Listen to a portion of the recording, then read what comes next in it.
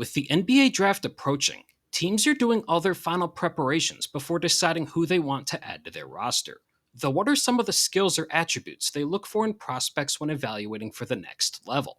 I'm going to take a deeper dive into this to highlight some things I look for in players when entering the NBA. And given talks I've had with people recently in and around professional basketball, a lot of this will overlap with what teams look for as well. I'll also be highlighting players in this draft class that played college basketball this past season and fit some of these attributes. This video is also something I felt could be helpful to any younger players watching, who could learn about different ways they could make an impact on the floor. First, I'll be taking a look at guards in this draft class, which is a position in an interesting spot given the modern NBA.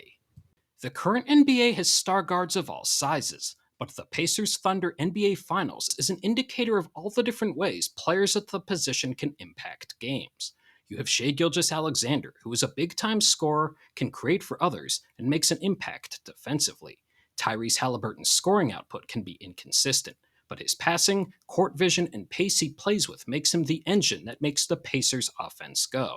Though not every player will become an all-star, and we've seen how players such as Alex Caruso, Andrew Nembhard, Cason Wallace, and TJ McConnell offer value defensively, and in different ways can all contribute offensively as well.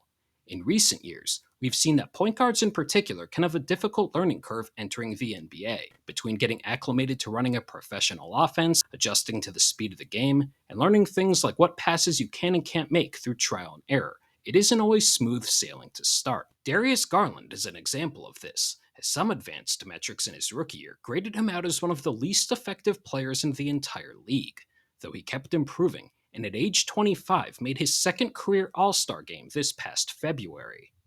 The tough thing for guards is that size can play a major role. This isn't something a player can control, but as the NBA continues to get bigger, you'll see guards who are smaller by NBA standards targeted even more often defensively. The skill level needed for players like Jalen Brunson or Tre Young to be their team's number one option in this era is remarkable, though we've seen teams target players of their stature through ball screens and switching on the defensive end. It also doesn't help that we're seeing more lead guards who are 6'5 or taller, so for your guards who are around 6'3 or shorter with average length, this can obviously hurt their potential versatility on the defensive end. If you're looking for a lead guard, one thing teams will be looking for is how they operate out of pick and roll. Whether it's a guard the size of Brunson, your more typical sized shooting guards in Anthony Edwards or Devin Booker, or bigger guards like Luka Doncic or Cade Cunningham, this is typically the action they're used most frequently in. It allows these players to create offense not only for themselves, but also create advantages for teammates. This is an area where Dylan Harper performed well as both a scorer and facilitator. It's also worth noting that the college game has less room for players to operate, and Rutgers didn't have a ton of spacing either, so that aspect would definitely be encouraging for a team who is looking to hand Harper the keys offensively. Some other prospects who will be available later in the draft that have had success operating out of pick and roll include Cam Jones and Ryan Nembhard, who's the brother of Andrew on the Pacers. Cam at Marquette scored frequently out of the action, and showed some facilitating ability to go with it. Ryan was the opposite, as scoring was more secondary for him, but he was very dangerous creating for others out of the action. Another factor that's valuable for pick and roll ball handlers and in general is being able to display a change of pace. This is where a player can play at different tempos and utilize that to beat defenders or even just to get into their offense. Harper has shown he can incorporate this in his game, and the same can be said for others such as VJ Edgecombe and Jeremiah Fears. Walter Clayton Jr. also shows this in his play, and it is part of what makes him such a dangerous shooting threat off the dribble. In the current NBA, shooting is more essential than ever, though shooting can be defined in a lot of ways, whether it's shooting off the dribble, catch and shoot, shooting off movement, in transition, they're all very important in the modern game. However, this is where things get interesting with this draft class. A lot of the prospects considered the top guards in this draft struggled shooting from three this past year in college. The likes of Harper, Edgecombe, Fears, Kasparas Jakucionis, and Egor Demin all shot under 35% from three. So in that case, you have to look at what types of shots they took and signs that could project shooting growth. For Harper, the glass half empty outlook would be that he struggled from all levels shooting jumpers off the dribble, which would be trouble as a primary ball handler that would figure to have a high usage rate. Though on the bright side, He did shoot 37% from deep off the catch this past season. Fear shot under 30% from three, but he was effective in the mid-range and shot 85% at the free throw line, which is what many use as a factor in shooting projection. In the case of Jakucionis, it was a tale of two seasons. He shot 42% from three over his first 15 games, which includes shots off the catch and dribble, but just 24% from deep the rest of the year.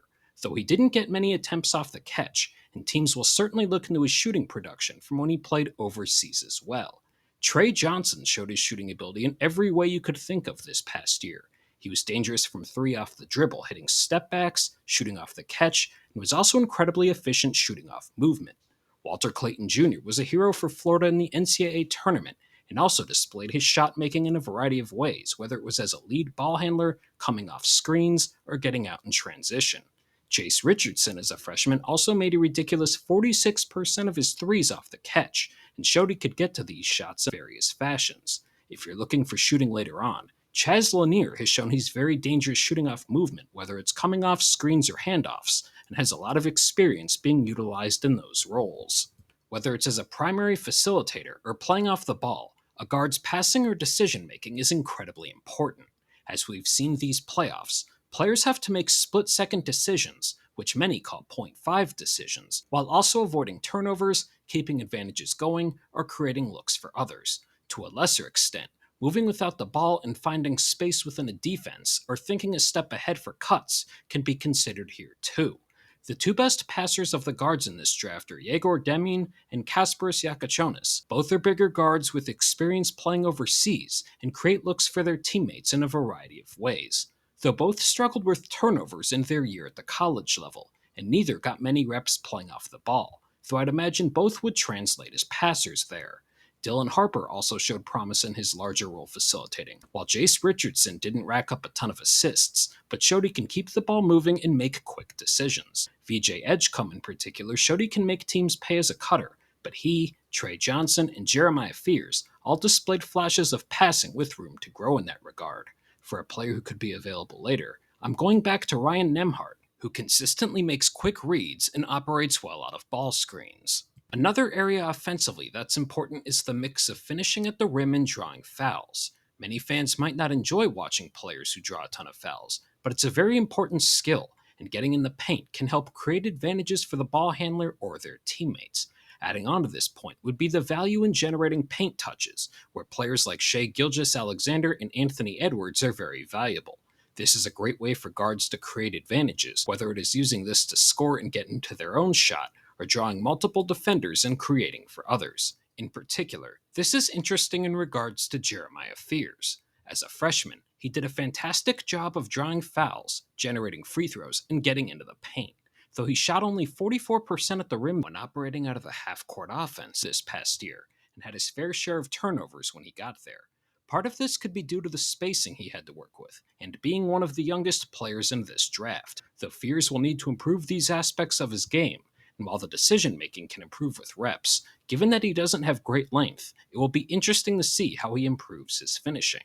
Dylan Harper, on the other hand, was fantastic finishing around the basket, and does a nice job of using his footwork to get in the paint where he can draw contact and free throws. VJ Edgecombe can get into the paint with a quick first step and can absorb contact going downhill, and while he drew some free throws, wasn't great finishing at the basket this past season.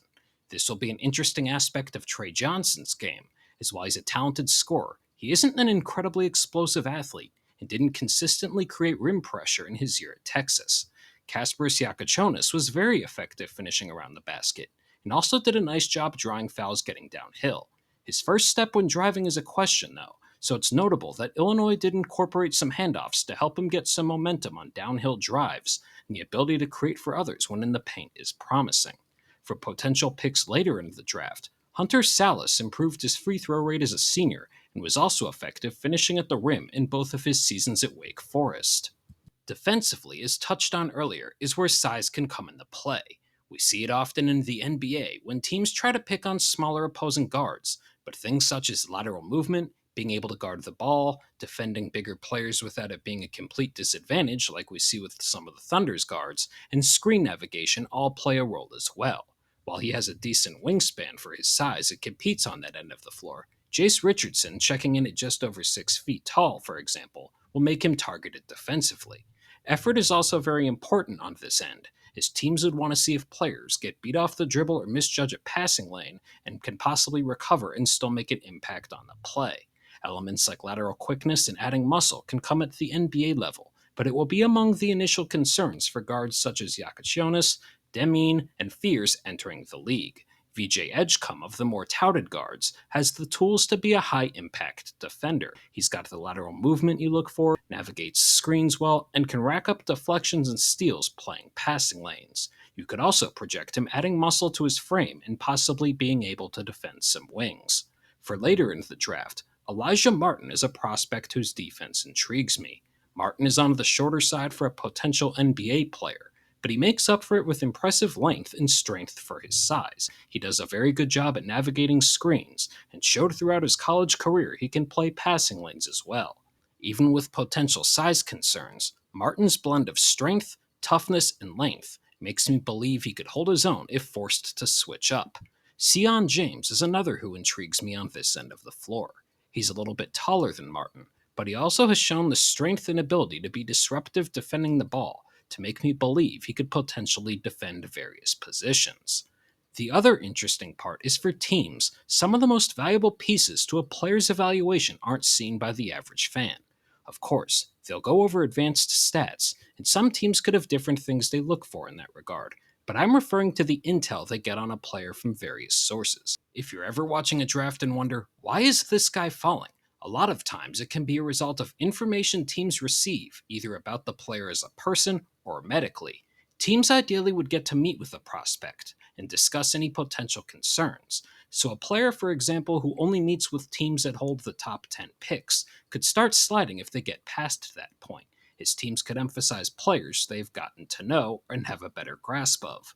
Though a lot of these are things any potential employer would want to know about a candidate. These are things like finding out about their work ethic, how receptive they are to coaching, and what they're like when facing adversity. Essentially, teams want to get to know a player they're considering drafting. As we conclude this, it's worth noting that the draft is and will be an inexact science. After all, we're talking about players who are typically 18 to 22 years old, and for many, a player's initial landing spot can play a major role in their career trajectory.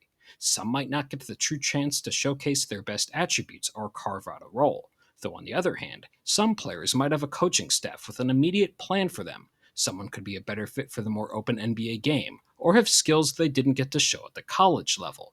With that said, I thought this would be a fun way to look at some of the things both myself and teams could look at when evaluating players, while also examining this guard class and showing different ways someone can contribute. If anything, this could be fun to look back on in a few years from now, to see not only how the league has changed, but seeing how the players performed relative to their draft expectations as they carve out their careers at the NBA level. If you made it this far, thank you, and if you enjoyed the video, make sure to like and subscribe to stay up to date with my latest in-depth NBA analysis.